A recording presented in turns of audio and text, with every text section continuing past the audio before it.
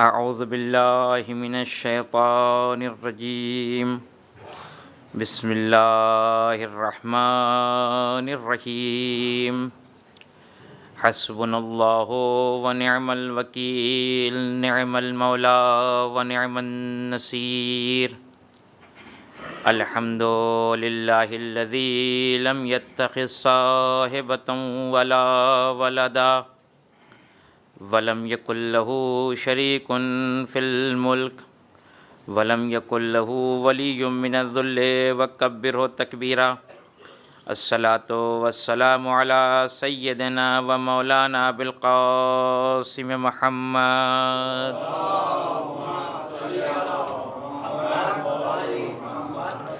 وعلی الطیبین الطاہرین المعصومین المظلومین ولعنۃ اللہ علی اعدائہم اجمعین اما بعد فقد قال علی علیہ الصلاۃ والسلام فی تقلب الاحوال علم جواہر الرجال صلوات پڑھیں محمد وآل محمد پہ۔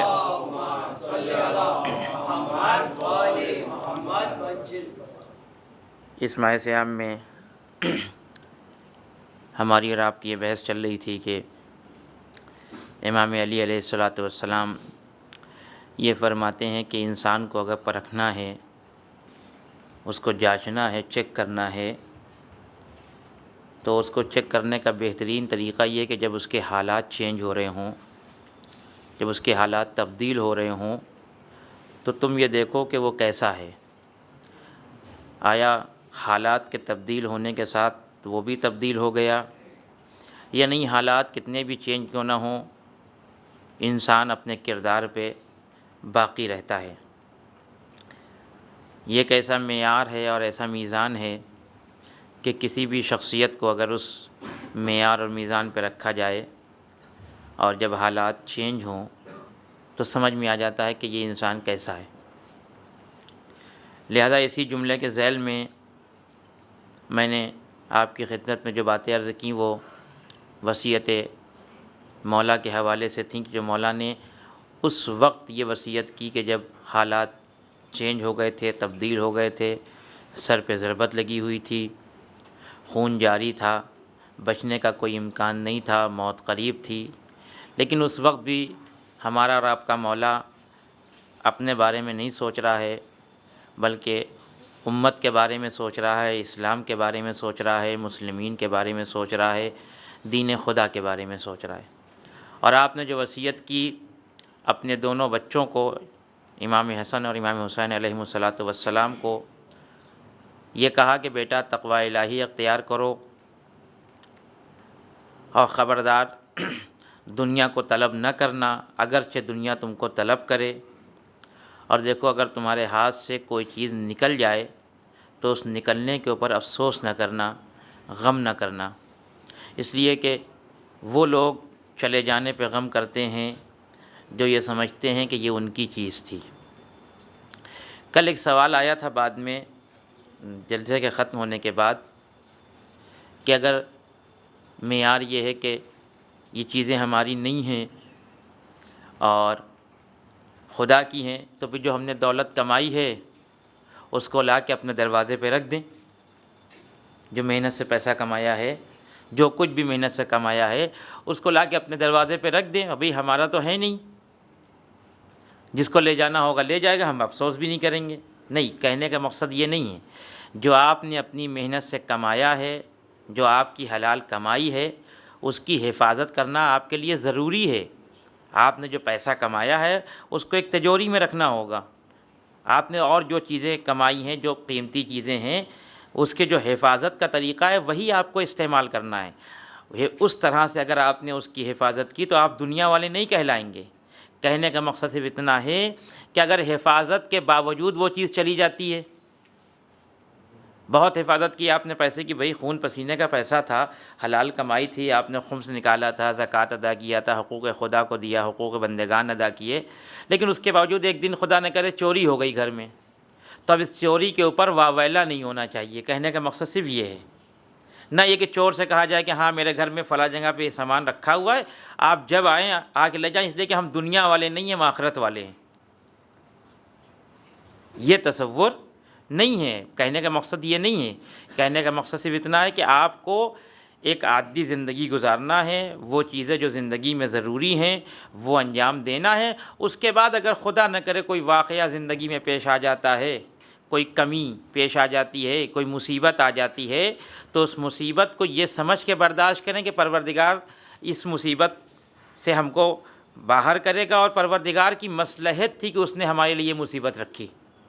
اگر اس کی مصلحت نہ ہوتی تو ہمارے لیے یہ مصیبت نہیں رکھتا۔ لہذا وہ زندگی جو عادی زندگی ہماری ہے، اس میں ہم کو وہ سارے کام کرنے ہیں، اس سے ہٹنا نہیں ہے۔ اس کے بعد جو کچھ ہمارے ساتھ حادثات پیش آتے ہیں، اس میں ہم مصلحت پروردگار، اور صرف ایک مرتبہ یہ ہوتا ہے کہ جب کچھ نہیں ہوا تو کہہ دیا کہ پروردگار کی مصلحت تھی۔ نہیں، دل سے یقین رکھیں کہ جو کچھ ہمارے ساتھ ہوا ہے ابھی، کوئی بھی حادثہ، اس میں حتماً کوئی نہ کوئی ہمارے لیے مصلحت پروردگار پوشیدہ تھی، اس لیے پروردگار نے ہمارے لیے یہ چیز رکھی ہے۔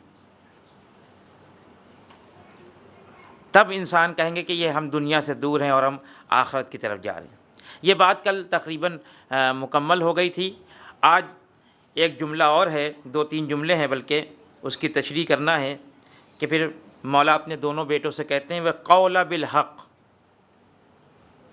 امام حسن اور امام حسین علیہ السلام سے کہتے ہیں کہ بیٹا جب بھی بولنا تو حق بولنا، غیر حق تمہاری زبان سے نہ نکلنے پائے۔ یہ مولا کی وصیت ہے، یعنی جب بھی تم بولو تو حق بولو۔ اب سوال یہاں سے بھی بہت سے پیدا ہوتے ہیں کہ حق کیا بولیں۔ کچھ لوگ ہوتے ہیں ہمارے آپ کے معاشرے میں ہیں کہ جو ہمیشہ یہ دیکھتے ہیں کہ اونٹ کس کروٹ بیٹھ رہا ہے، پلہ کس کا بھاری ہے۔ جس کا پلہ بھاری ہے اسی کی طرف سے بولیں گے، چاہے وہ حق پہ ہو اور چاہے حق پہ نہ ہو۔ یہ بری چیز ہے، بہت بری چیز ہے کہ انسان یہ دیکھے کہ کون اس وقت پاور میں ہے۔ نہ، پاور میں ہو یا نہ ہو، یہ دیکھیں کہ وہ حق پہ ہے کہ نہیں، ہم کو حق بولنا ہے بالآخر، چاہے اس حق بولنے سے ہمارا نقصان ہو جائے چاہے کسی اور کا نقصان ہو جائے۔ البتہ اس کے اپنے شرائط ہیں۔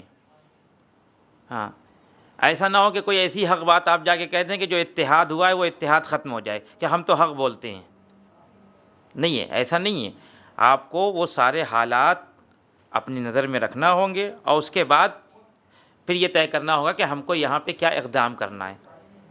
کہنے کا مقصد صرف اتنا ہے کہ جب انسان کوئی زبان سے الفاظ نکال رہا ہو تو یہ سوچ لے کہ یہ جو لفظ میں بول رہا ہوں، آیا دین اس کی تائید کرتا ہے کہ نہیں کرتا، قرآن اس کے بارے میں کچھ کہتا ہے کہ نہیں کہتا ہے، اماموں نے اس کے بارے میں کچھ کہا ہے کہ نہیں کہا ہے۔ یعنی جو ہمارے سمجھ میں آئے گا وہ ہم کہیں گے۔ مولا فرماتے ہیں اپنے دونوں بیٹوں سے کہ جب بھی بولنا حق بولنا۔ اب آئیں یہ پتہ کریں کہ حق کسے کہتے ہیں، کون سی چیز حق ہے، تاکہ ہمارے لیے آسانی ہو جائے پھر اس کو بولنے کے لیے۔ جب تک معلوم نہیں ہوگا کہ حق کیا ہوگا، دیکھیے ابھی ہمارا تو مسئلہ یہ ہے کہ ہمارا جس چیز میں فائدہ ہوتا ہے ہم کہتے ہیں یہی حق ہے۔ اگر جھوٹ بولنے میں فائدہ ہے تو کہتے ہیں جھوٹ بولنا حق ہے، اگر سچ بولنے میں فائدہ ہے تو کہتے ہیں سچ بولنا حق ہے۔ لیکن دیکھیں قرآن کیا کہتا ہے کہ حق کیا ہے۔ قرآن کی نگاہ میں کون سی چیز حق ہے کہ اگر ہم اس چیز کو لے لیں تو مولا کی وصیت کے اوپر عمل ہو جائے گا۔ پہلی آیت قرآن کی جس میں قرآن مجید حق کی تعریف کر رہا ہے کہ حق کیا ہے، اگر تمہیں پہچاننا ہے کہ حق کیا ہے تو قرآن کی آیت ہے کہ ذالک بأن اللہ هو الحق، ذالک بأن اللہ هو الحق۔ حق کیا ہے؟ اللہ حق ہے، یعنی اللہ کے علاوہ کوئی اور چیز اگر اس کے مقابل میں آ جائے، خدا کے مقابل میں جو چیز آ جائے وہ حق نہیں ہو سکتی۔ دیکھیے ایک وقت میں ایک ہی چیز حق ہوگی، دو چیز حق نہیں ہو سکتی۔ یہ نہیں ہو سکتا جو ہماری پالیسی ہوتی ہے کہ یہ بھی صحیح ہے وہ بھی صحیح ہے، جو کل پڑھ کے گئے تھے وہ بھی صحیح ہے، جو آج پڑھ کے گئے تھے وہ بھی صحیح ہے۔ یہ نہیں ہے، ایک حق ہر زمانے میں ایک ہوتا ہے۔ ذالک بان اللہ هو الحق، یہ سمجھ لو کہ حق کیا ہے؟ خدا ہے۔ یہ ایک نشانی بتائی قرآن نے حق کی۔ دوسری نشانی قد جاءکم الحق من ربکم، حق کیا ہے؟ جو اللہ کی طرف سے آیا ہے تمہارے لیے، وہ کیا چیز ہے؟ اس آیت کے ذیل میں علماء فرماتے ہیں مفسرین کہ اس سے مراد قرآن مجید ہے، یعنی اللہ کی طرف سے جو حق آیا ہے وہ کیا؟ وہ یہ کتاب ہے جس کے اوپر ہم کو عمل کرنا ہے۔ اب بات بہت صاف ہو گئی، ان دو آیتوں سے بات بالکل ایزی ہو گئی ہمارے لیے کہ حق کیا ہے۔ حق بولو، کیا مطلب حق بولو؟ یعنی وہ چیز بولو جس سے خدا راضی ہو، یہی حق ہے۔ حق کیا چیز ہے؟ وہ جملات بولو جس کی تائید قرآن کر رہا ہے، کیونکہ قرآن حق ہے۔ اب اس کے علاوہ اور بھی روایتیں ہیں، معصومین کو حق سے تعبیر کیا گیا ہے، وہ سب اسی زمرے میں آ جائیں گی اس میں۔ تو مولا جو فرما رہے ہیں کہ حق بولنا، جب بھی بولنا یعنی تمہاری بات خدا کی بات ہو، تمہاری بات قرآن کی بات ہو۔ اگر تم نے یہ کیا تو تم حق والے ہو، اگر تم نے یہ نہیں کیا تو تم حق والے نہیں ہو۔ چلیے ایک آدمی نے حق بول دیا بغیر سوچے سمجھے، جوش میں آیا، مولا کی وصیت پہ عمل کرنے کے لیے حق بول دیا۔ اب کیا ہوگا؟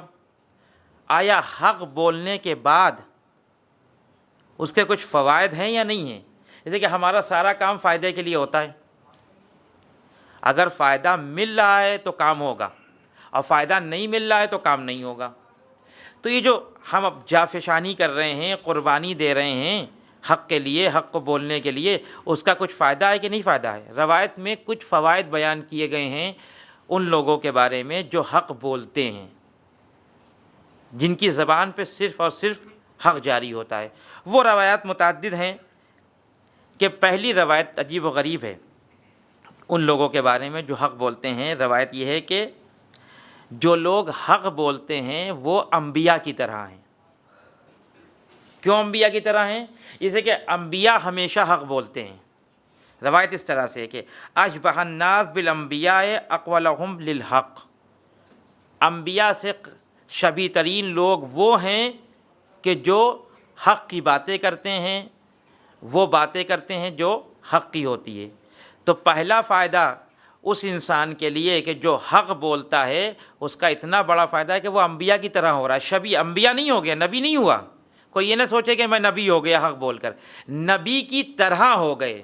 جس طرح سے نبی ہر حالات میں حق بولتا ہے، اسی طرح سے اگر کوئی انسان ہر حالات میں حق بول رہا ہے تو گویا وہ نبی کی طرح، نبی کے راستے پہ چل رہا ہے۔ ایک فائدہ۔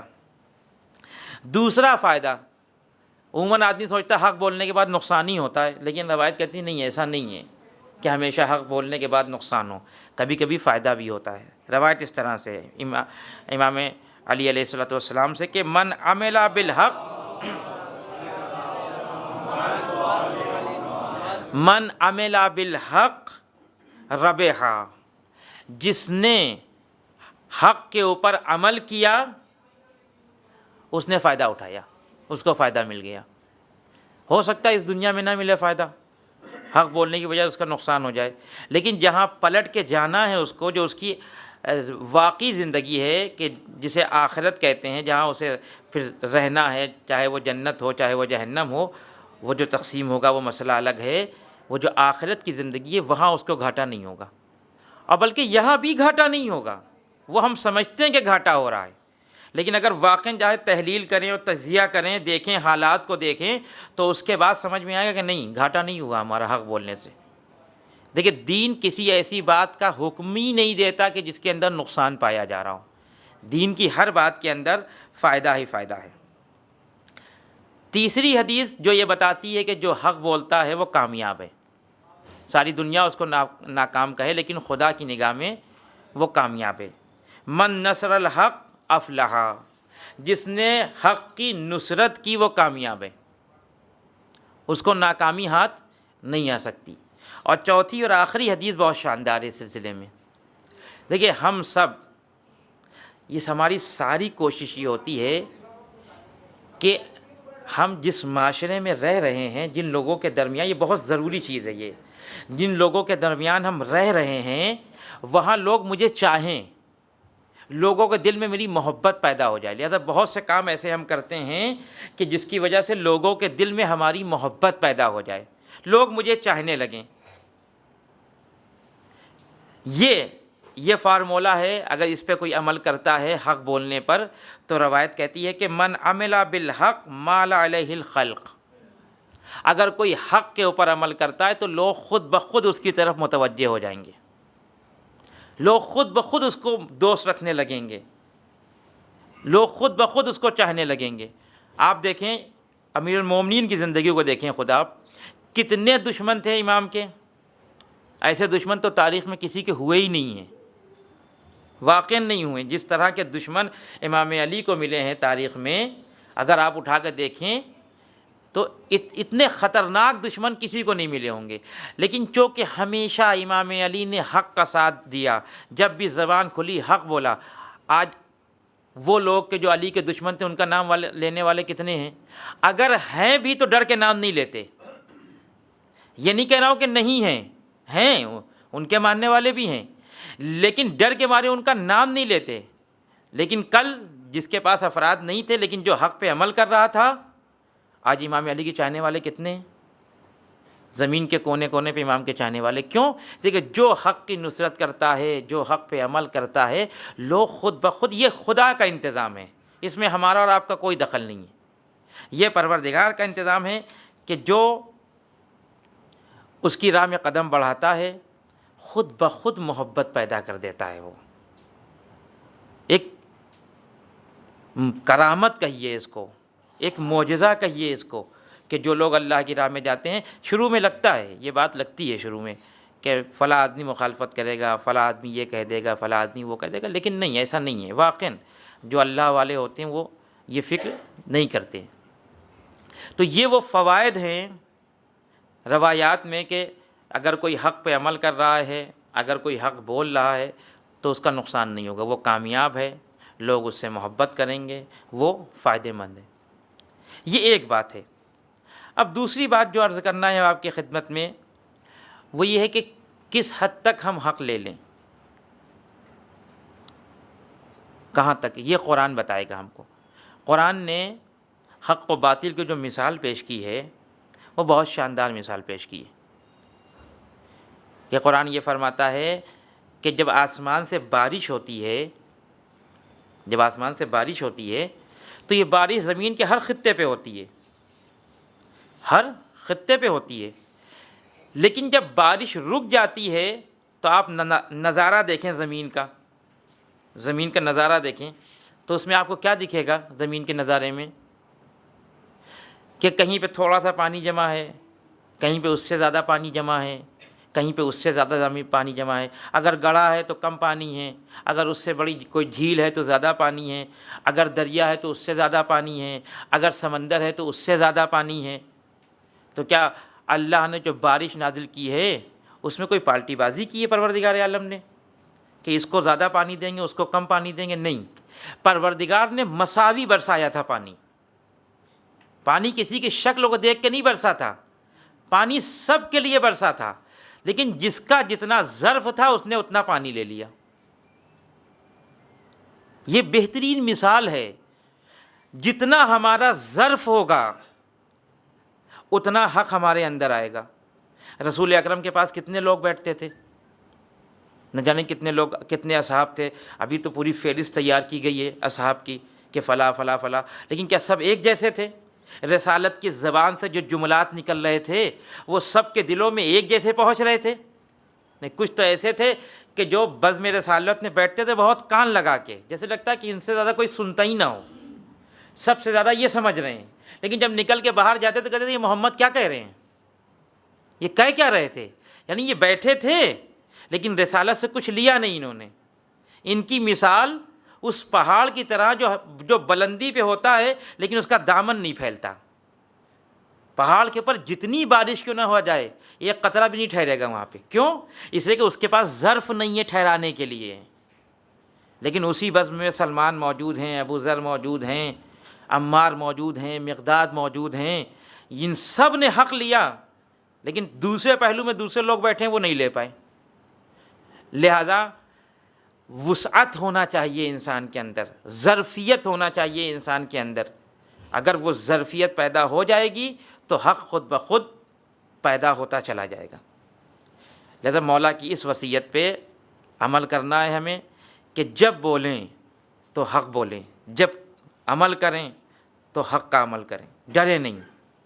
ابھی واقعاً ایسے ہی ہوتا ہے، کچھ لوگ ایسے ہوتے ہیں بس ان سے کہا جائے کہ دیکھیے امریکہ اتنا ظلم کر رہا ہے، آپ کچھ بولیے، آپ تو بہت اچھا بولتے ہیں، آپ جب بولتے ہیں تو لوگوں کی بولتی بند ہو جاتی ہے۔ تو اگر وہ بولے بھی تو ایسا بولیں گے کہ کسی کو برا نہ لگے، جس کو برا کہہ رہے ہیں اس کو برا نہ لگے، یعنی اس طرح سے الفاظ استعمال کیے جائیں گے کہ میری بات جو کوئی یہ بھی نہ کہے کہ نہیں بولے اور سامنے والے کو برا بھی نہ لگے۔ ہیں ایسے افراد موجود ہیں ہمارے معاشرے میں، کیونکہ ہو سکتا ہے، بعض کی تو فکر یہ ہوتی ہے نا کہ ہو سکتا ہے 10 سال کے بعد اگر میرا امریکہ سے آفر آئے گا عشرہ پڑھنے کا، اور آج ہم نے تقریر کر دی امریکہ کے خلاف، تو ہو سکتا ہے 10 سال کے بعد جو آفر آئے گا تو ہم کو ویزا نہ ملے۔ یعنی یہ تو انتہائی بے دینی ہے کہ ابھی آفر آیا نہیں ہے، صرف امید ہے کہ 10 سال کے بعد آنے کا امکان ہے، صرف اس امکان پہ کہ ہم کو عشرہ مل جائے گا ایک آدمی باطل کو باطل نہ کہے، تو اس سے بڑی باطل کی اور مثال کیا ہوگی؟ پتہ نہیں ملے نہ ملے، اور اگر مل بھی گیا تو کون سا تیر مار لیا آپ نے۔ اگر کہیں باہر چلے بھی گئے، کہ بعض لوگ فخر سمجھتے ہیں چلے گئے تو کیا ہو جائے گا، مگر یہاں کے ممبر میں اور باہر کے ممبر میں کوئی فرق ہے؟ ایک گاؤں میں جو مسجد میں ممبر رکھا ہوا ہے اس کے اوپر بیٹھ کے اگر حق کی باتیں بیان کریں، اور ایک بڑے شہر میں بڑا ممبر رکھا ہو تو کیا اس میں کوئی فرق آ جائے گا؟ کوئی فرق نہیں، ممبر ممبر ہے، حق کی بات کرنا ہے ہم کو۔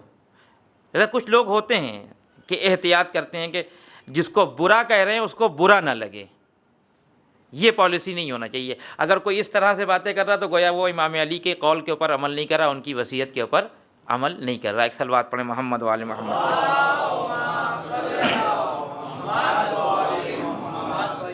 لہذا اسی وجہ سے کہ لوگ حق پہ عمل نہیں کرتے ہیں، امام علی کا شکوہ ہے نہج البلاغہ میں، بہت سے شکوات ہیں مولا کے نہج البلاغہ میں، اس میں سے ایک شکوہ اپنے اصحاب کے متعلق ہے۔ اصحاب کے متعلق اور بھی شکوے ہیں مولا کے، اور جیسا اپنے اصحاب کے بارے میں امام علی نے شکوہ کیا، شاید تاریخ میں کوئی رہبر اپنے ماننے والے کے بارے میں ایسا نہیں بیان کر سکتا۔ دیکھیے مجھے مثلا میں یہاں آپ نے مجھے بلایا ہے تو میں یہ سوچوں گا اگر میں آپ ہی کے خلاف بول دیا تو پھر سال آئندہ تو ہم کو بلائیں گے نہیں، کہ یہ کیسے مولانا کو بلا لیا جو ہمارے ہی خلاف بول رہے ہیں۔ اگر نماز پڑھنے کے لیے بلایا تو ہم کو یہ خطرہ ہے کہ اگر ہم نے آپ کی کمیوں کو بیان کر دیا، جو کمیاں ہیں مومنین کے اندر، تو ایسا نہ ہو کہ کچھ لوگ نماز پڑھنے نہ آئیں، کہیں یہ عادل نہیں ہے۔ جیسے کہ آج کل تو عدالت کا معیار یہ ہے کہ اگر مولانا نے ہمارے موافقت میں کوئی بات کہی تو سب سے بڑے عادل، اور اگر ہمارے مخالف کوئی بات کہتی تو وہ تو عادل ہے ہی نہیں، کیونکہ عدالت تو ہمارے ہاتھ میں ہے، جب چاہیں گے ہم کہہ دیں گے یہ عادل ہیں، جب کہیں گے عادل نہیں ہے، حالانکہ ایسا نہیں ہے۔ امام علی نے شکوہ کیا، واقعی دیکھیں جرأت چاہیے اس کے لیے، حالات اتنے خراب ہیں، 3 جنگیں ہوئی ہیں اس زمانے میں جب امام حکومت پہ ہیں، تب تو امام کو بہت احتیاط سے کام لینا چاہیے تھا کہ یہ جتنے لوگ ہیں یہ جمع رہیں ہمارے پاس، جانے نہ پائیں، کل کام آئیں گے۔ لیکن ایک مقام پہ اپنے اصحاب کو اس طرح سے خطاب کرتے ہیں، یا اشباہ الرجال ولا رجال۔ ترجمہ جانتے ہیں کیا اس کا؟ اے مردوں کی شکل والو نہ مردوں۔ اس سے اچھا ترجمہ نہیں ہو پائے گا، مردوں کی شکل میں نامرد۔ کیوں نامرد؟ پھر وہ بیان بھی کیا مولانا نے، نامرد اس لیے ہو کہ جب علی جیسا امام تم کو بلاتا ہے تم بہانے بناتے ہو، کبھی ٹھنڈک کا بہانہ، کبھی گرمی کا بہانہ، کبھی یہ کہتے ہو کہ آپ کا کام تو خالی جنگ کرنا ہے، ہم کتنی جنگ کریں گے۔ یا اشباہ الرجال ولا رجال، کوئی ہے اتنا بڑا دل والا جو اپنے ماننے والوں کے بارے میں اس طرح سے باتیں کرے؟ کیونکہ عموماً ہوتا یہ ہے کہ ماننے والوں کی کمزوری سے فائدہ اٹھایا جاتا ہے۔ آج دیکھیں دنیا میں یہی ہو رہا ہے، ماننے والوں کی کمزوری سے فائدہ اٹھایا جاتا ہے کہ ان کو اپنے پاس جمع کیے رہو، لیکن حقیقت میں جو اللہ کا نمائندہ ہوتا ہے وہ ایسا نہیں ہے کہ کمزوریوں کو دبا دے، بلکہ وہ کمزوریوں کی طرف اشارہ کرتا ہے۔ لیکن جو اللہ کی طرف سے امام بن کے نہیں آتا اس کو آپ دیکھیں۔ امیر شام کے جب یہ جنگ صفین ہونے والی تھی تو اس سے پہلے امام علی نے اپنا ایلچی بھیجا امیر شام کے پاس کہ کسی طرح سے صلح ہو جائے، جنگ نہ ہو تو بہتر ہے۔ تو جس وقت امام علی کا وہ ایلچی وہاں دربار میں پہنچا ہے امیر شام کے پاس، تو وہاں ایک مقدمہ آیا ہوا تھا۔ دو شخص ایک اونٹ کے بارے میں لڑ رہے تھے، ایک کہہ رہا تھا یہ میرا ہے، دوسرا کہہ رہا تھا کہ میرا ہے۔ اس میں سے ایک آدمی امیر شام کا دوست تھا، تو فیصلہ امیر شام کو اپنے دوست کے حق میں کرنا تھا، اور اونٹ واقع میں کسی دوسرے کا تھا۔ تو وہ دوسرے والے آدمی سے پوچھا کہ بتاؤ یہ تمہارا اونٹ ہے؟ اس نے کہا میرا اونٹ ہے۔ کہا دلیل کیا ہے؟ کہا دلیل میں بتا سکتا ہوں کہ یہ نر ہے۔ کہا اچھا یہ اونٹ نر ہے؟ کہا ہاں۔ اب واقع میں اونٹ نر تھا۔ امیر شام نے جتنے وہاں دربار میں بیٹھے تھے ان لوگوں سے پوچھا بتاؤ بھائی یہ اونٹ نر ہے کہ مادہ ہے؟ سب نے ایک آواز ہو گئی کہ مادہ ہے۔ اونٹ تھا نر، لیکن امیر شام کی وجہ سے سب نے کہا کہ مادہ ہے، اور اس نے اٹھا کے دے دیا اپنے دوست کو۔ اور خاص کر کے اس موقع کے لیے امام علی کے اس ایلچی کو روک کے رکھا کہ رکو ابھی یہیں بیٹھے رہو، دیکھو ابھی تم کو ہم تماشا دکھاتے ہیں، دیکھو کیا ہو رہا ہے میرے دربار میں۔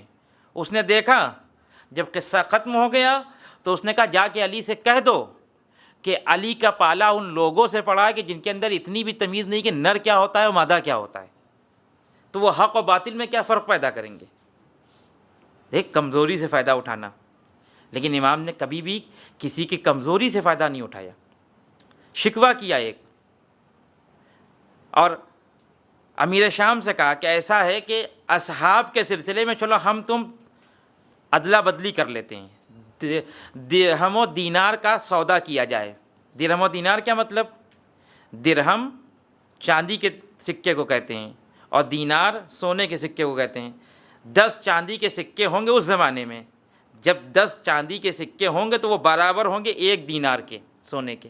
امام نے کہا کہ چلو درہم و دینار کا تبادلہ کر لیں، یعنی تم ہمارے 10 لے جاؤ اور اپنا 1 دے دو ہم کو۔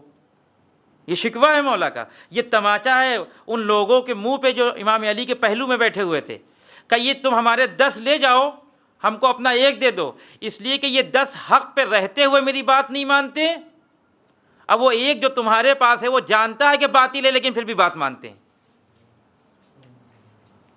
دیکھیں امام کتنا اکیلا ہو جاتا ہے، انسان کتنا اکیلا ہو جاتا ہے اگر حق پہ چلنے والے ساتھ میں نہ ہوں۔ یعنی امام ایک معیار بتا کے چلے گئے کہ کامیابی کی نشانی مجمع جمع کرنا نہیں ہے کہ ہمارے پاس مجمع بہت ہے لہذا ہم کامیاب ہیں، نہ، دیکھو اس مجمع کے اندر شعور کتنا ہے، اس مجمع کے اندر سمجھ کتنی ہے، جو کہتے وہ سمجھتا بھی ہے کہ سمجھتا نہیں ہے۔ نہیں یہ خالی آ کے بیٹھ گیا مجمع بھیڑ لگا لیے، بھیڑ نہیں چاہیے امام علی کو، کم لوگ ہوں لیکن سمجھتے ہوں۔ لہذا بعض لوگوں کا تذکرہ کیا خاص کر کے امام علی نے ان لوگوں کا کہ جو حق پہ تھے، حق کو سمجھتے تھے، اور وہاں پہ افسوس کیا۔ ایک اپنے صحابی کے بارے میں امام نے اسی کتاب میں ارشاد فرمایا کانا فی مزا اخن فی اللہ، گزرے ہوئے زمانے میں میرا ایک دوست تھا، وہ میرا دوست میری وجہ سے نہیں تھا، اللہ کی وجہ سے تھا، یعنی میں نے اسے اللہ کی وجہ سے اپنا دوست بنایا تھا۔ اللہ اکبر، وہ انسان کتنا بلند ہوگا جسے علی اللہ کی وجہ سے اپنے دوست بنا رہے ہیں۔ پھر اس کے صفات بھی بیان کیے کہ وہ بہت کم بولتا تھا، زیادہ نہیں بولتا تھا، لیکن جب بولتا تھا تو سب کی بولتی بند کر دیتا تھا، جب حق کی باتیں کرنے کے لیے آتا تھا تو کسی کو چھوڑتا نہیں تھا۔ بعض لوگوں نے مفسرین نے کہا کہ اس سے مراد جناب ابو ذر ہیں، بعض نے دوسرے احتمالات بھی دیے۔ تو کہنے کا مقصد یہ ہے کہ جب بھی بولا جائے تو اس وقت حق بولا جائے، حق کی پیروی کی جائے۔ اگر چاہتے ہیں کہ علی یہ کہیں کہ یہ ہمارا دوست ہے، اگر چاہتے ہیں کہ جب قیامت میں ہم امام علی کے سامنے جا کے کھڑے ہوں اور کہیں کہ مولا ہماری شفاعت کریے، ہم آپ کے دوست ہیں، تو وہ پلٹ کے پوچھیں کہ ہمارے دوست بننے کا سلیقہ جانتے ہو؟ حق بولنا پڑتا ہے، تو کہ ہم کہہ سکیں ہاں مولا ہم نے دنیا میں حق بولا، ہم نے اس بات کی فکر نہیں کی کہ ہمارا انجام کیا ہوگا۔ لہٰذا یہ ایک جملہ تھا مولا کا اپنے دونوں بچوں کے لیے کہ میرے بچوں جب بھی بولنا حق بولنا۔ ایک صلوات پڑھیں محمد وآل محمد پر۔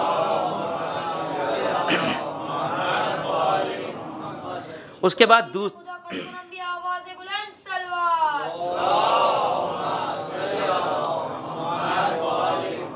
اس کے بعد کا جو جملہ ہے مولا فرماتے ہیں اپنے دونوں بیٹوں کو خطاب کر کے وَعَمَلَا لِلْأَجْرِ، اے میرے دونوں بچوں جب بھی عمل کرنا تو اجر کے لیے عمل کرنا۔ بریکٹ میں لکھا ہوا ہے یہاں پہ اجر سے مراد وہ ثواب نہیں، اجر سے مراد آخرت۔ یعنی یہ بہت بعید ہے کہ امام علی اپنے دونوں بچوں سے کہیں گے ثواب کے لیے عمل کرنا۔ ثواب کے لیے تو ہم اور آپ عمل کرتے ہیں، معصوم ثواب کے لیے عمل نہیں کرتا ہے، معصوم آخرت کے لیے عمل کرتا ہے۔ یہ جملہ بھی ہماری اور آپ کی زندگی کے لیے بہت ضروری ہے کہ جب بھی عمل کرنا آخرت کے لیے عمل کرنا۔ یعنی کیا مطلب آخرت کے لیے عمل کرنا؟ یعنی تمہارے عمل کے اندر خلوص پایا جا رہا ہو، تمہارا عمل خالص ہو۔ اور یہ خلوص پایا جا رہا ہو، عمل خالص ہو، یہ سب اس زمانے میں سمجھانا بہت مشکل کام ہے کہ اگر ابھی آپ بازار میں جائیں اور چاہیں کہ خالص زہر مل جائے تو وہ بھی نہیں ملے گا آپ کو، اس میں بھی ملاوٹ ہوگی۔ جس معاشرے میں آپ رہ رہے ہیں وہاں ہر چیز میں ملاوٹ ہے، وہاں یہ سمجھانا کہ ایک چیز خالص ہو اللہ کے لیے یہ بہت مشکل کام ہے کہ خلوص کہتے تو ہیں خالصتاً لوجہ اللہ، خالصتاً لوجہ اللہ، اللہ کے لیے، اللہ کے لیے، اللہ کے لیے۔ قرآن کہتا ہے کہ کچھ لوگ ہیں جو اللہ کو صرف زبان کی حد تک مانتے ہیں، اللہ نے دیا ہے، اللہ نے، دل میں کچھ اور ہے، زبان پہ کچھ اور ہے۔ لیکن مولا کہتے ہیں کہ جب بھی عمل کرو تو آخرت کے لیے، یعنی تمہارے عمل کے اندر خلوص پایا جائے۔ یہاں سے ایک بحث ہے یہی خلوص کی کہ اگر یہ بحث ہم کو نہیں معلوم ہوئی تو ہمارا عمل بیکار ہو جائے گا۔ روایت میں آیا ہے کہ کیسے معلوم کریں کہ ہم مخلص ہیں؟ زیادہ نماز پڑھنے سے، زیادہ روزہ رکھنے سے نہیں، یہ تو کثرت عمل ہے، اس کی طرف تو اسلام نے اتنی توجہ ہی نہیں دی ہے کہ بہت زیادہ تم نے اگر نمازیں پڑھ لی، روزہ رکھ لیا، یہ کوئی اتنا بڑا کمال نہیں ہے۔ پڑھ رہا ہے آدمی اچھی بات ہے، لیکن اگر خلوص نہیں تو سب بیکار ہے۔ تعریف کیا ہے خلوص کی، معیار کیا ہے خلوص کا کہ جس کے بعد ہم یہ سمجھ لیں کہ ہم مخلص ہیں؟ روایت میں جو معیار بتایا گیا وہ یہ کہ مخلص اس انسان کو کہتے ہیں کہ جس کا عمل اس لیے نہ ہو کہ کوئی میری تعریف کرے، اور وہ عمل اس لیے نہ کر رہا ہو کہ کوئی میری مذمت نہ کرنے پائے۔ یعنی اس کا عمل کسی کی مذمت اور تعریف کے لیے نہ ہو، صرف خدا کے لیے ہو۔ یعنی جس وقت وہ عمل کر رہا ہو اس کی نگاہ میں فقط اور فقط خداوند کریم ہو، اسے اس بات کی کوئی فکر نہ ہو کہ فلاں آدمی میری مذمت کرے گا اگر میں نے یہ کام کر دیا۔ اگر میں نے یہ کام کیا تو لوگ آ کے میری تعریف کریں گے، بھائی آپ نے یہ کام بہت عمدہ کر دیا۔ لوگ تعریف کریں یا نہ کریں، لوگ مذمت کریں یا نہ کریں، یہ دیکھنا ہے کہ میرے اس عمل سے خدا راضی ہے کہ راضی نہیں ہے۔ یہ ہے خلوص۔ جہاں جہاں یہ موجود رہے گا وہاں وہاں عبادت کے اندر اثر پیدا ہوتا چلا جائے گا۔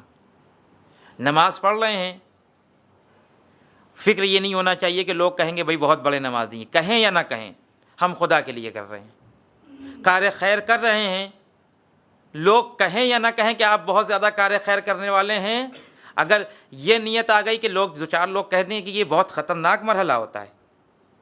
یہی ٹرننگ پوائنٹ ہوتے ہیں زندگی کے کہ یہیں پہ شیطان ایک دم طاق لگا کے بیٹھا ہوتا ہے کہ مثال کے طور پہ آپ کسی کمیٹی کو 10,000 روپے دینے جا رہے ہیں، یوں رکھ کے ٹرسٹی کو، اور اس کے ہاتھ میں دینے جا رہے ہیں، اور وہیں پہ بس شیطان نے ایک خیال پیدا کر دیا ایک سیکنڈ کے لیے کہ کوئی دیکھ لے۔ بس یہ خیال آیا اور پیسہ ہاتھ سے چلا گیا ٹرسٹی کے پاس، وہ پیسہ بھی گیا ہاں اور ثواب بھی گیا۔ دیکھیے وہ تو اب دیکھنے کے لیے ہو گیا نا، خدا کے لیے نہیں ہوا۔ کتنی دیر لگی؟ ایک سیکنڈ کے لیے شیطان آیا اور اپنا کام کر کے چلا گیا، رکا بھی نہیں وہاں پہ، کیونکہ اس پر ٹائم نہیں کتنا رکے وہاں پہ۔ وہ نیت میں ڈال کے چلا گیا کہ بس جس وقت میں یہ پیسے دے رہا ہوں کوئی دیکھ لے مجھے کہ میں پیسے دے رہا ہوں، بس کام ہو گیا، ختم ہو گیا، وہ کر کے چلا گیا۔ مذمت اور مد کوئی معنی نہیں رکھتی دنیا والوں کی، اس لیے کہ ان دنیا والوں کو کوئی اعتبار ہی نہیں ہے، منہ پہ تعریف کر دیں گے، پیٹھ پیچھے جا کے برائی کرنے لگیں گے، ایسی تعریف کا کیا فائدہ ہے؟ لہذا حدیث میں آیا ہے، ایک بہت ہی شاندار حدیث ہے انسانوں کے عمل کے حوالے سے، کہ حدیث نے فرمایا کہ خلص عملا ان الناقد البصیر، اپنے عمل کو خالص کر لو، اس لیے کہ جو ناقد ہے وہ بصیر ہے۔ یہ تھوڑی سی مشکل ہے حدیث۔ ناقد کسے کہتے ہیں؟ وہ آپ نے سنا ہوگا، فلاں آدمی بہت تنقید کرتے ہیں، نقاد، کسی کے کام کے اوپر اعتراض کرنے والوں کو ہم کہتے ہیں کہ یہ نقاد ہیں، یہ تنقید کرنے والے، یہ ایک فن ہے، باقاعدہ تنقید کرنا ایک فن ہے۔ جب کوئی کتاب لکھتا ہے تو باقاعدہ وہ بزرگان کی خدمت میں پیش کرتا ہے کہ یہ کتاب پڑھیے، اس پہ تنقید کریے۔ تنقید کا مطلب ہم سمجھتے ہیں اعتراض، جبکہ تنقید کا مطلب اعتراض نہیں ہوتا ہے۔ تنقید کہتے ہیں، نقد کہتے ہیں خالص کو غیر خالص سے جدا کر دینا۔ ایک کتاب آپ نے دی کسی کو کہ اس پہ تنقید کریے، تو وہ اس کا کام یہ ہے کہ اچھی باتوں کو بری باتوں سے جدا کر دے، یہی تنقید ہے۔ جو یہ کام کرتا ہے اس کی نگاہ بہت تیز ہوتی ہے، ہر آدمی یہ کام نہیں کر سکتا ہے، جس کی نگاہ تیز ہوگی وہی کرے گا۔ حدیث کیا کہتی ہے کہ اپنے عمل کو خالص کرو، اس لیے کہ جو بصیر ہے وہ خالی بصیر نہیں ہے، وہ ناقد بھی ہے۔ ایک تو بصیر ہے، بصیر ہونا ہی خطرناک ہے، خدا بصیر ہے، اس کے اوپر سے ناقد بھی ہے، یعنی عمل خالص کو غیر خالص سے جدا کر سکتا ہے۔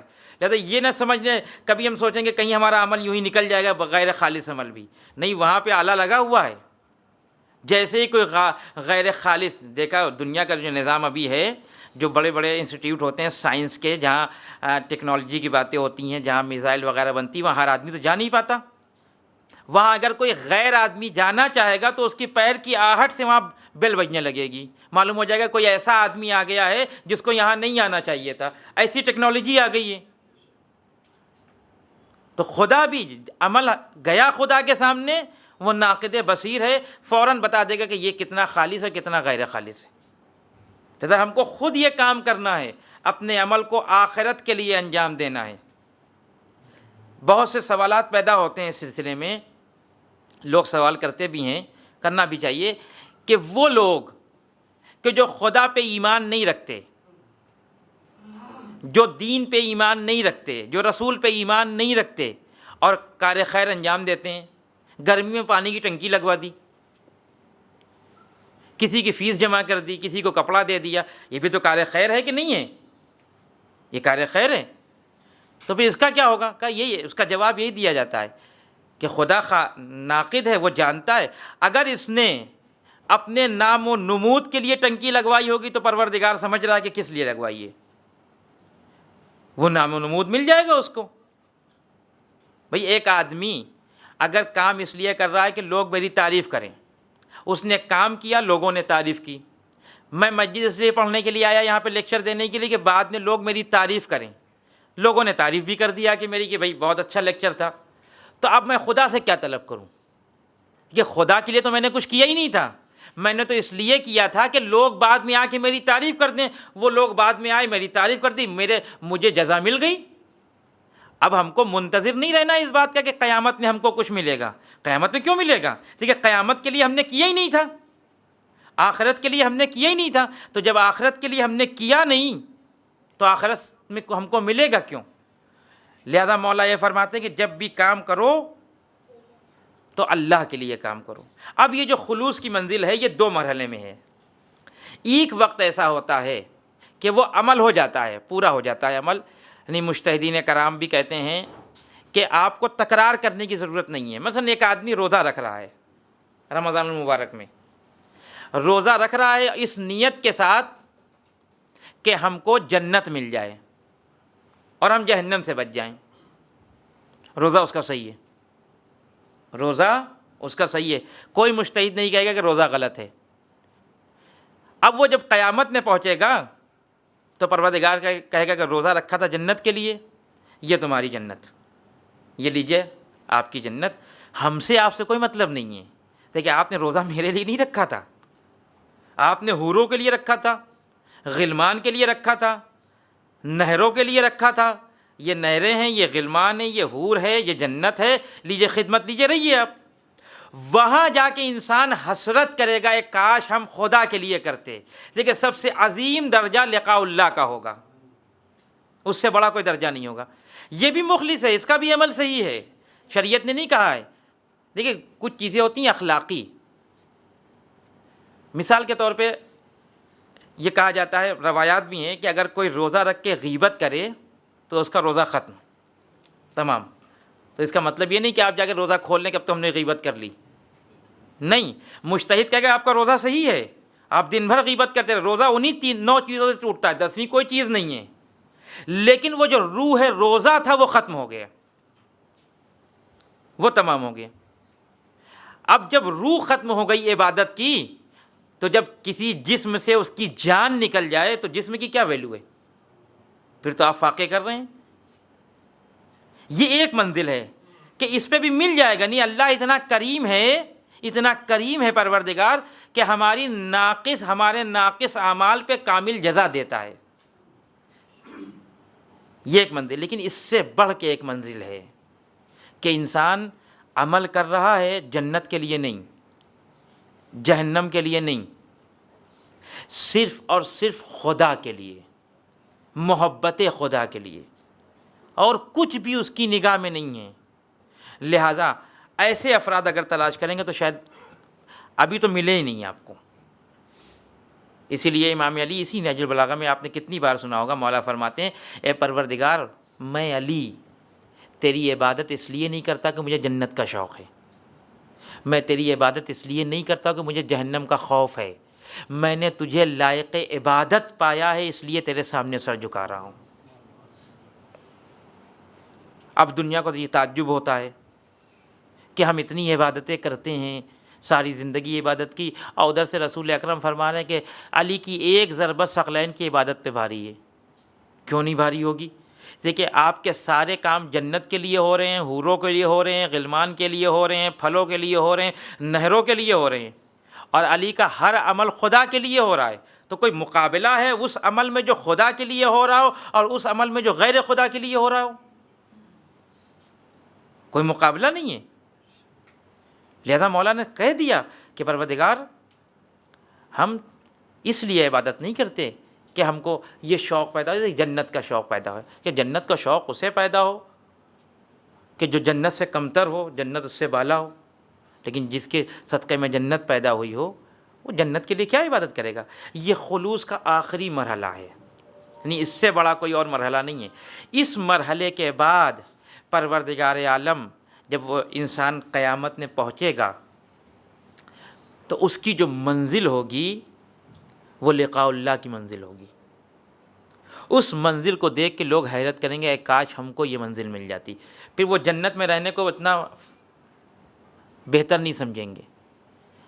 قرآن نے ان موضوعات کو چھیڑا ہے۔ مثلا آپ یہ دیکھیں، زن فرعون کی بیوی، اس نے ایک جگہ پہ جب پروردگار سے مطالبہ کیا ہے تو کیا مطالبہ کیا ہے؟ رب ابن لی عندک بیتن فی الجنہ، پروردگار جنت میں گھر چاہیے، گھر تو چاہیے جنت میں، لیکن عام گھر نہیں چاہیے۔ کون سا گھر چاہیے؟ عندک بیتن فی الجنہ، جو تیرے پہلو میں ہو وہ گھر چاہیے۔ یعنی وہ جنت لے کے میں کیا کروں گی کہ جس جنت میں تیرا وجود نہ ہو؟ مجھے وہ جنت چاہیے، اس جنت میں گھر چاہیے جو تیرے پہلو میں، یعنی تیرا وجود مجھے مل جائے، یہی میری جنت ہے، اس کے علاوہ کوئی جنت نہیں ہے۔ یہ کب ہوگا؟ جب انسان اس منزل پہ پہنچ جائے کہ جہاں پہنچنے کے بعد اس کی نگاہ میں فقط پروردگار عالم ہو۔ اسی لیے مولانا نے فرمایا کہ جب بھی عمل کرو تو آخرت کے لیے عمل کرو۔ اب آپ یہ سوچ رہے ہوں گے کہ مولا علی ہیں، ظاہر ہے کہ معصوم ہیں، ان کا عمل تو اتنا خالص ہوگا ہی نہیں ہے۔ آپ غیر معصوم میں آ کے دیکھ لیں، آپ غیر معصوم میں آ کے دیکھیں، یہی جذبہ ملے گا آپ کو۔ کربلا کے میدان میں آپ نے مصائب سنے ہوں گے، ہر چیز کو مصائب کے آئینے میں نہ دیکھا کریں، کبھی اس سے تربیتی نکات نکالا کریں، کبھی اس کو غور سے سنیں۔ ضروری نہیں کہ مصائب میں جب تک روئیں گے نہیں مصائب نہیں ہوگا، نہیں، کبھی کبھی انہی مصائب سے کچھ ایسی چیزیں مل جاتی ہیں کہ جو شاید عام حالات میں نہ ملیں۔ سنا، آپ سب نے سنا ہے کہ امام حسین علیہ الصلوۃ والسلام نے شب عاشور اپنے اصحاب کو جمع کیا، کتنا چن کے لائے تھے امام حسین، واپس کرتے رہے لوگوں کو راستے سے، چن چن کے لے کے آیا صاحب کو، شب عاشور جمع کیا، خطبہ دیا اور کہا کہ ایسا ہے کہ یہ جو لشکر آیا ہے یہ میرے خون کا پیاسا ہے، تمہارے خون کا پیاسا نہیں ہے، تمہیں جانا ہے تم چلے جاؤ، ہم تم کو روکیں گے نہیں۔ کوئی نہیں گیا۔ یہ تو مصائب میں سنا ہے آپ نے۔ امام حسین نے چراغ خاموش کر دیا کہ اگر تمہیں شرم محسوس ہوتی ہے کہ امام وقت کے سامنے سے اٹھ کے جاؤ گے تو شرمندگی ہوگی، تو چلو ہم چراغ خاموش کر دیتے ہیں، اندھیرے میں چلے جاؤ، ہم تم کو نہیں دیکھ پائیں گے، تم ہم کو نہیں دیکھو گے، چلے جاؤ، تمہاری جان بچ جائے گی۔ چراغ بھی خاموش کر دیا۔ دوبارہ جب چراغ جلایا تو کوئی نہیں گیا۔ پھر امام حسین نے کہا کہ اچھا میں سمجھتا ہوں کہ تم ہماری بیعت کر کے آئے ہو، میری بیعت تمہاری گردنوں کے اوپر ہے اور بغیر بیعت کے تم یہاں سے جانے، چلو ہم نے بیعت دی اٹھائی اپنی، اب تو کوئی جواز نہیں ہے رکنے کا، ہم نے بیعت اٹھا لی۔ امام وقت اگر کسی کی گردن سے اپنی بیعت اٹھا کے کہے کہ جاؤ تو رکنے کا کوئی جواز ہی نہیں ہے وہاں پہ، لیکن کوئی نہیں گیا۔ پھر امام نے کہا اچھا میں یہ سمجھتا ہوں کہ ہو سکتا ہے تم کو اس بات کا خطرہ ہو کہ تمہاری جنت خطرے میں پڑ جائے گی، اس لیے کہ جنت کا مالک تو میں ہوں، تو اس کا بھی کوئی خطرہ نہیں ہے، آؤ میں بتاؤں کہ تمہارا مقام جنت میں کیا ہے۔ سب کو جنت کی ضمانت دی، جنت کی بشارت دی، اس کے بعد کہا اب چلے جاؤ۔ کوئی گیا؟ کوئی نہیں گیا۔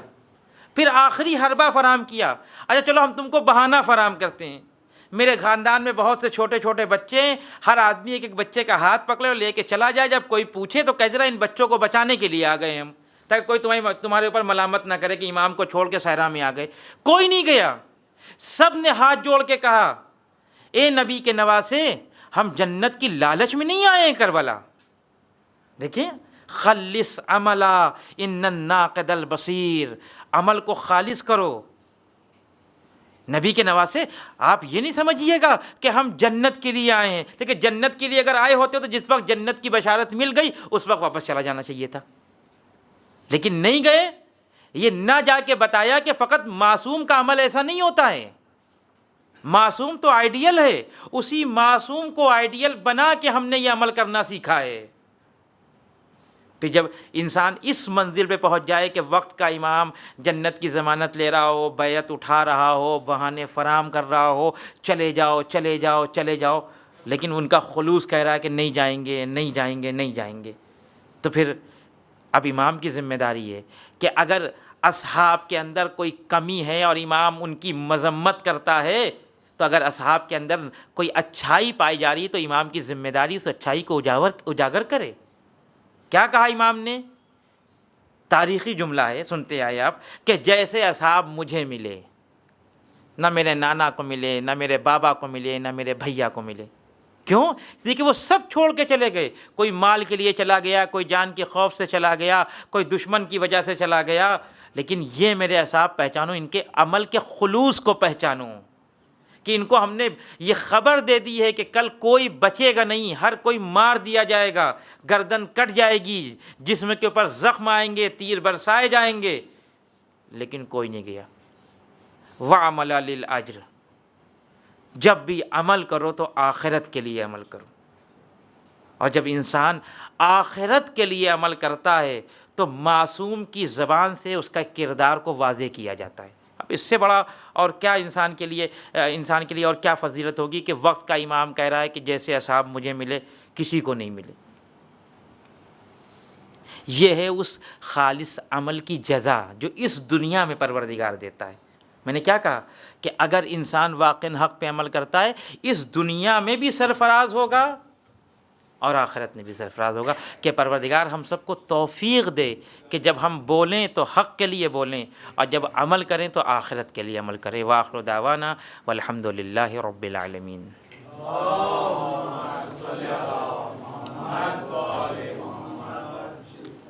اگر کوئی سوال، ضروری نہیں کہ سوال آ گئے ظفر بھائی، بیچ سے بھی آپ حضرات اگر سوال کرنا چاہیں تو سوال کر سکتے ہیں۔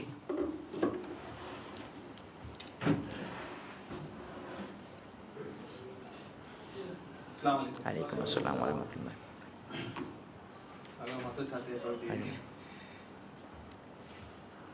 ایک ہی سوال ہے ہمارے پاس ابھی تک، ایک ہی SMS آیا ہے.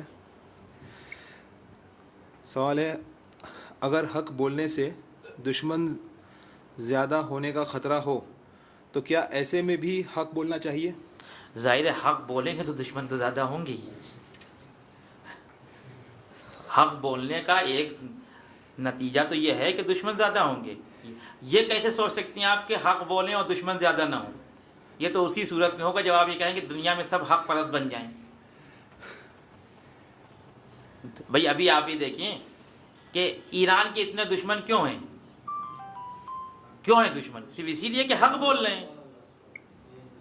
حمایت کرنے والے کم ہیں، مخالفت کرنے والے زیادہ ہیں، اس لیے کہ حق بول رہے ہیں. ابھی حق بولنا بند کر دیں. یہ ایرانی حکومت کے اوپر یہی تو الزام لگایا جاتا ہے نا کہ یہاں حقوق انسانی کو پامال کیا جا رہا ہے.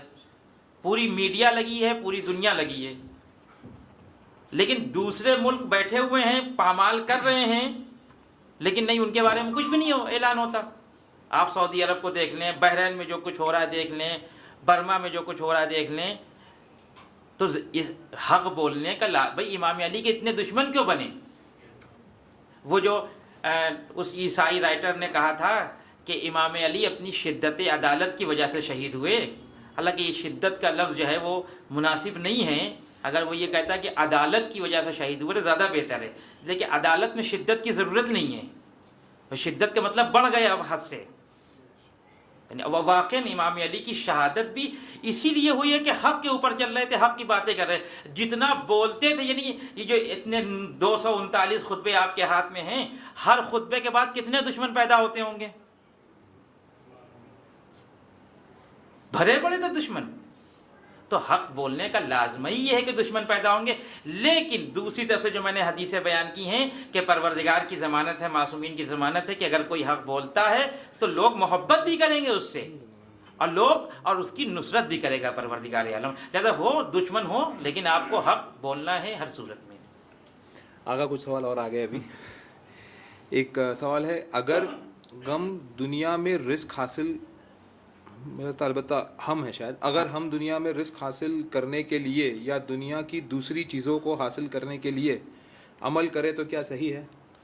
اگر وہ پہلے بھی بیان کر چکا ہوں میں کہ اگر اس نیت سے کر رہے ہیں کہ یہ سب آخرت کے کام آئے، یعنی نوکری کر رہے ہیں تاکہ پیسہ آئے، اپنے بیوی بچوں کی ہم خدمت کریں، اپنے ماں باپ کی خدمت کریں، پیسہ ہو تو حج کرنے جائیں، پیسہ ہو تو خمس نکالیں، یہ سب آخرت ہے.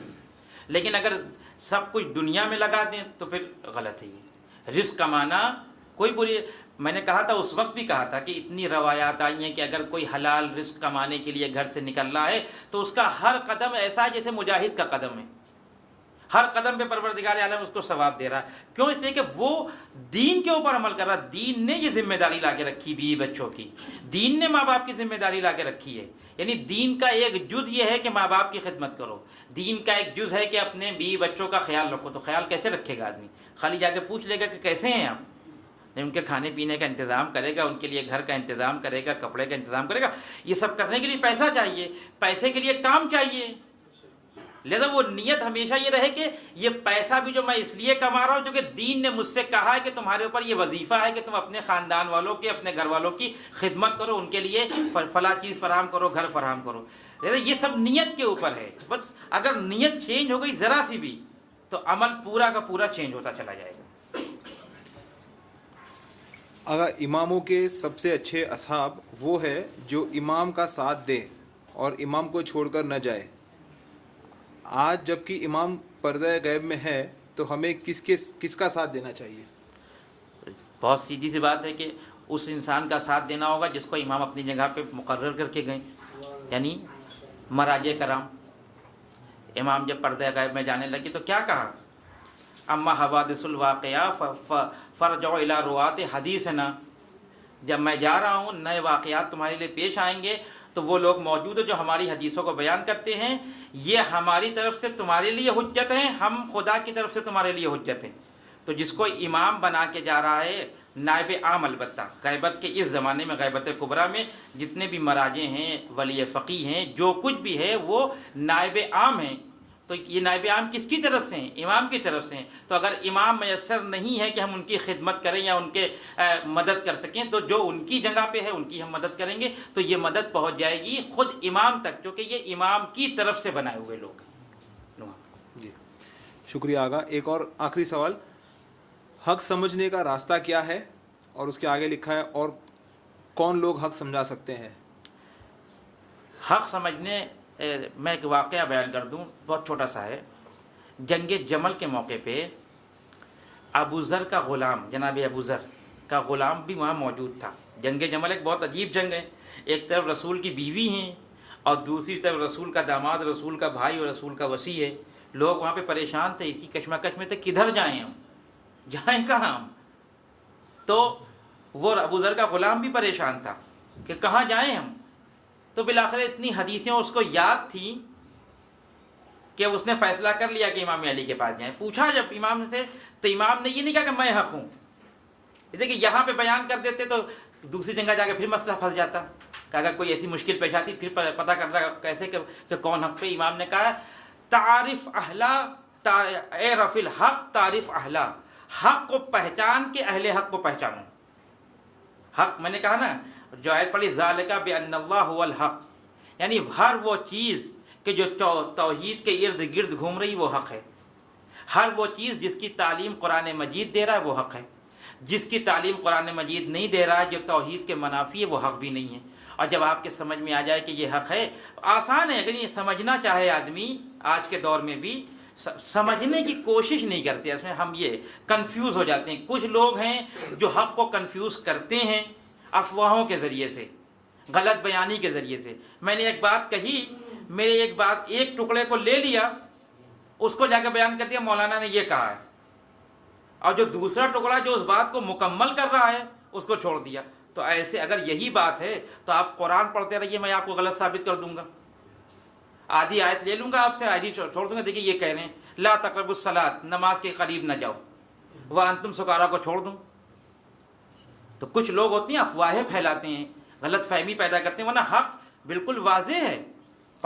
مثال جو قرآن نے دی ہے پانی سے، وہ اسی لیے دی ہے کہ پانی کو سمجھنے میں مشکل ہوتی ہے کہ پانی کیا ہے، کوئی مشکل نہیں، حق کو بھی سمجھنے میں مشکل نہیں ہے۔ ہر وہ چیز جو توحید کے ارد گرد گھوم رہی ہے، جس کی تعلیمات قرآن مجید دے رہا ہے وہ حق ہے، اس کے علاوہ جو کچھ بھی ہے چاہے وہ کتنا قوی کیوں نہ ہو وہ باطل ہے، وہ حق نہیں ہو سکتا۔ واخر دعوانا والحمد للہ رب العالمین۔